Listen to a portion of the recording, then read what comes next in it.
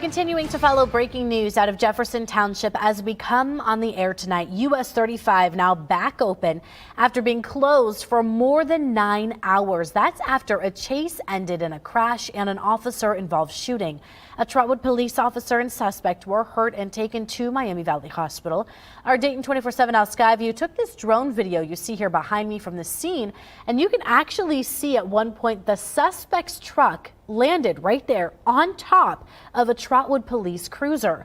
A Montgomery County Sheriff's Office cruiser was also hit in that crash. Now, we do have team coverage following this situation and everything we know about the incident and even leading up to. Let's begin tonight with my co-anchor Adam Arrow, who is live from US 35. So Adam, what exactly is the latest update?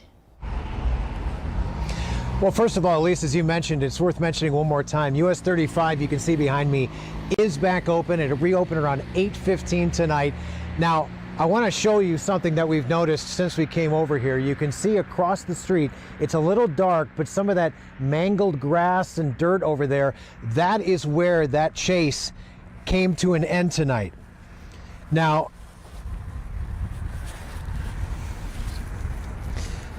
this is what we know about what happened this morning. Trotwood police say they got a call about a female struck right around 11 o'clock this morning. As officers started helping that victim, they say the suspect drove past them in that white truck, pointing what they're calling a long weapon at them. That's when the chase started. Now, Trotwood police say the suspect got onto US 35, which is when multiple other law enforcement agencies joined. At some point, they say the suspect started firing at officers. Then at the intersection of Liscum and 35, where we are right this moment, investigators say the suspect drove across all lanes of traffic, struck a Montgomery County Sheriff's Office cruiser and a Trotwood cruiser. That's when multiple shots were fired by police at the truck and the suspect was taken to the hospital. Now, the Montgomery County deputy was outside the vehicle. He was not hurt. The Trotwood officer was inside their vehicle that was struck, was taken to the hospital. All police would say right now is they believe the officer will survive, but decline to give any more updates on their condition. The bottom line out here tonight is that this is a massive investigation that is going to take time. This is a very unfortunate situation that's going to take a lot of weeding out. Luckily, it wasn't worse than it could have been. Obviously, anybody shooting out of a window during a lot of traffic on major roadways with a long gun is very dangerous. So we just pray for the Trotwood officer. We pray for the original victim. And then obviously we pray for our suspect too. And hopefully we can figure out what went on with that. Back out here live, you are looking at where that chase came to an end tonight. Again, the investigation still very much ongoing. We saw 3 BCI trucks leaving that scene tonight after they had finished their work for the evening. That investigation will continue over the next several days. We want to go now to Jenna Lee Borick, who is live at Miami Valley Hospital tonight, where those victims involved in today's incident were taken to. Jenna Lee? Thanks, Adam. We know that at least 2 people were brought to this hospital behind me. We're still waiting on specific updates on the conditions of the officer and the suspect, who we confirmed earlier today were brought here after the crash. But first, take a look at how all of this unfolded. This witness actually started filming right when he saw the police activity. The detectives was over here, everything. He shockingly stayed calm as he watched what was unfolding. Oh, they got them police chasing. And then... All right, here you go, right here. Damn, he just took them out. The shock was similar from both witnesses as they filmed. Oh,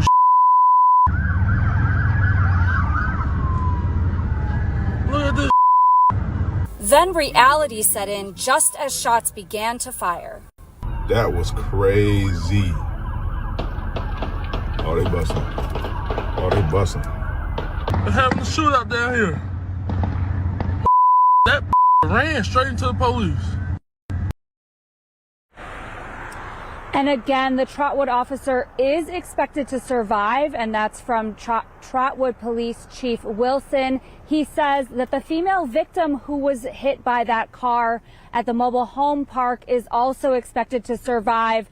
We don't have any medical updates on the suspect as of right now, but once we get those updates, we will keep you updated on air and online. Back to you.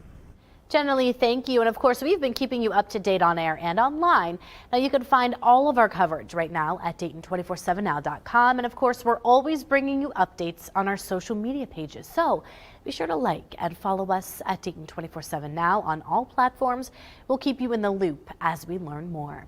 Now, we do have some active weather headed towards the Miami Valley tonight. A winter storm is now moving across the central U.S., bringing some heavy snow, strong winds, and even some blizzards. So, Natalie, I know that you have been keeping a really close eye on this. Is the Miami Valley looking at anything too serious at this point? It's looking very soggy, but we will also be looking at some wintry weather with this too. But the main concern with these next two systems moving through is going to be some heavier rainfall, some winds, and we will see some snowflakes, but there is going to be a small window overnight that we will have to watch for.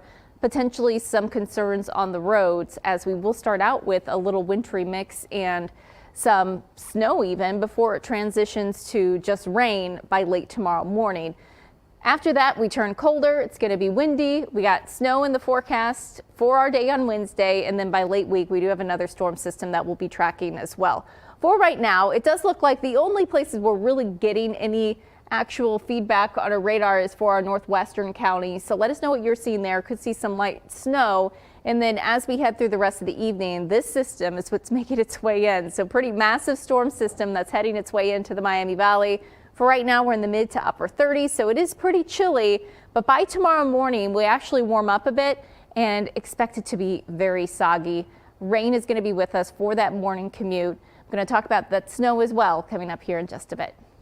Tonight, a 15-year-old boy in critical condition after a shooting in Wapakoneta. It happened around 5:30 yesterday morning. Wapakoneta police officers found the boy with a gunshot wound, and he was taken to the hospital with serious injuries. Now, police do not suspect foul play, but they've asked Ohio BCI to help in the investigation. Wapakoneta High School's crisis intervention team is available for any students or staff struggling after the event. Tonight, we're also learning a Vandalia man will now spend 13 years in prison for possession of fentanyl near a school. Federal prosecutors say this man right here, 34-year-old Jason Glynn, had enough fentanyl to kill hundreds of thousands of people. He was found to be dealing the drug near Helke Elementary School. After a months-long investigation, investigators say they found several variations of the drug, including one called zombie dope on the streets. Glynn pleaded guilty in September. And tonight we're hearing from first responders on the scene of a deadly bus crash on I-70 nearly 2 months ago. Up next, why they say running onto that burning bus was no special feat. Ohio's Lieutenant Governor is speaking out tonight on House Bill 68. Details about the conflicting stance on gender-affirming care for minors. And rain on the way tomorrow. We will also be tracking some wintry weather too, so I'll time it all out for you. That's coming up. Here's a live look from our Eco Plumber Skycam. You're watching Dayton 24/7 now.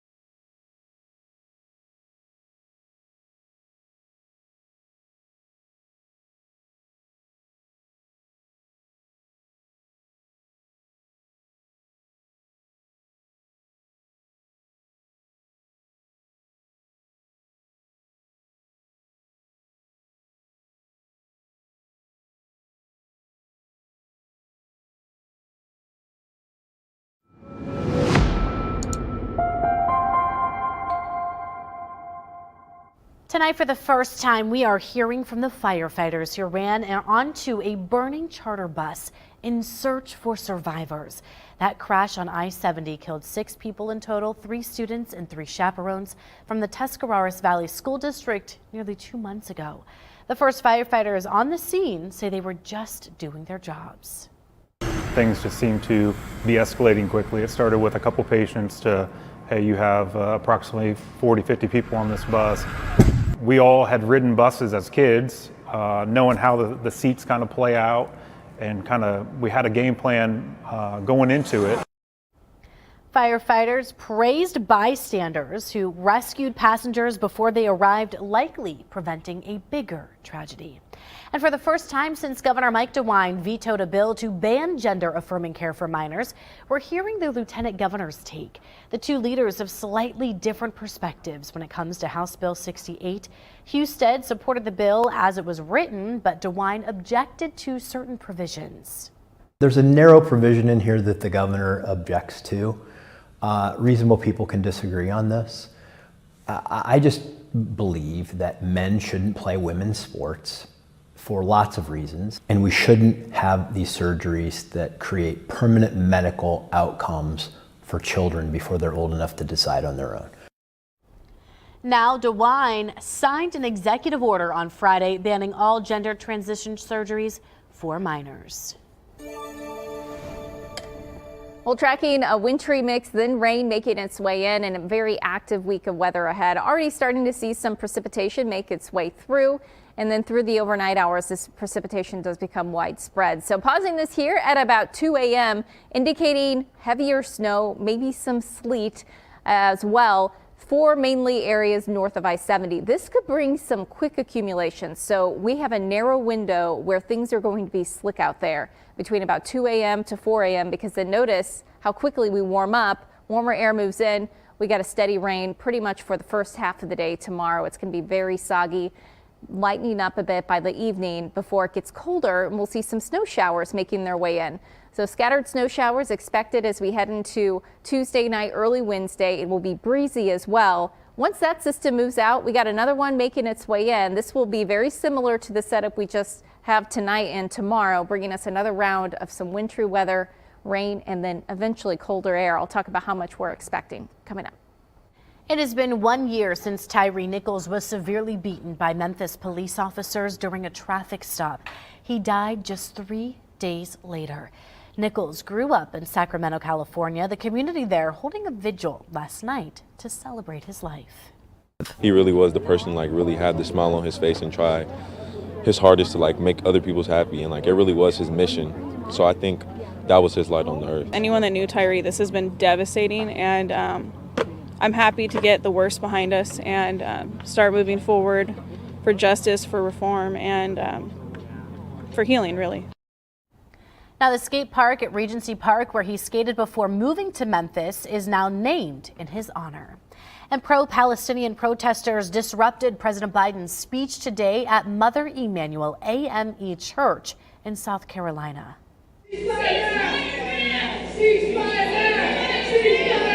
That's all right. That's all right. Biden has been under pressure from his party to change his stance on the Israel-Gaza war. Polls show he is losing some support from progressives in his party. Biden supporters eventually drowned out those chants.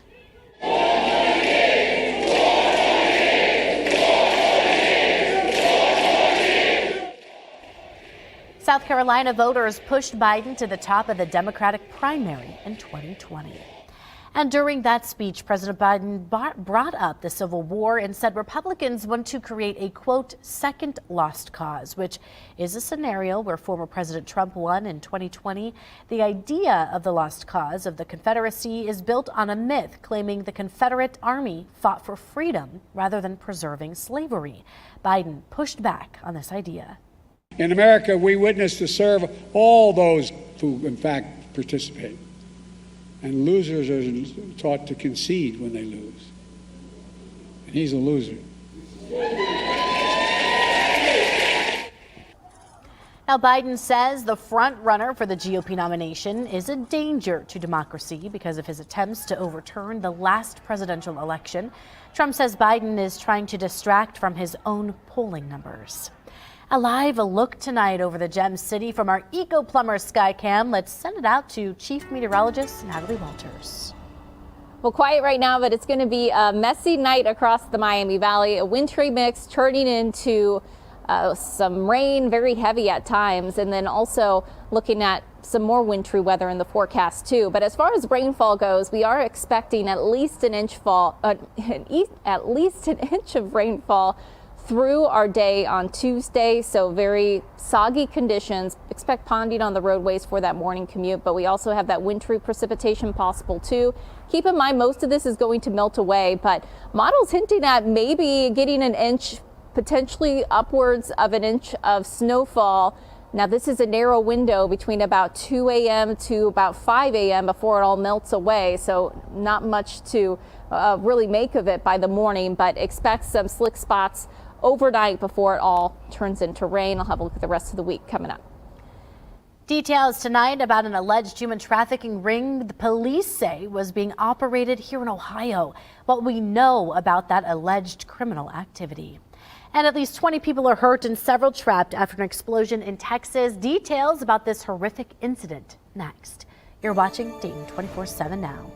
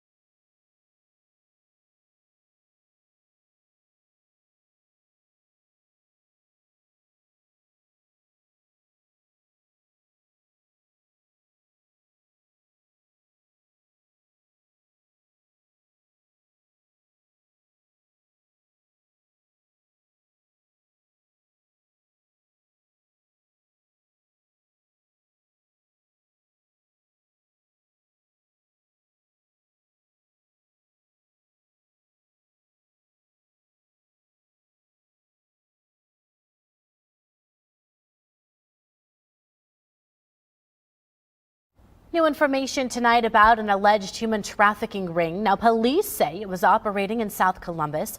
Steve Levine breaks down what he's learned about the alleged criminal activity. 6 people, 3 men and 3 women, now facing charges linked to an alleged violent human trafficking ring in South Columbus. This is a substantial ring. A lot of these sorts of activities, trafficking tends to be a little bit lower scale. This was organized crime. Ohio Attorney General Dave Yost telling us 124 charges are connected to the group. Accusations that include not only human trafficking, but drug crimes, money laundering, prostitution, and murder. This is probably the first time I've seen an indictment that's had this many felonies to each person. It's not generally just some, guy that's selling somebody off the street. The 6 were indicted by a Franklin County grand jury last month. 5 of those defendants now locked up in the Franklin County Jail. Police continue to search for one, 33-year-old Sarah Dotson, who's facing 29 felony charges.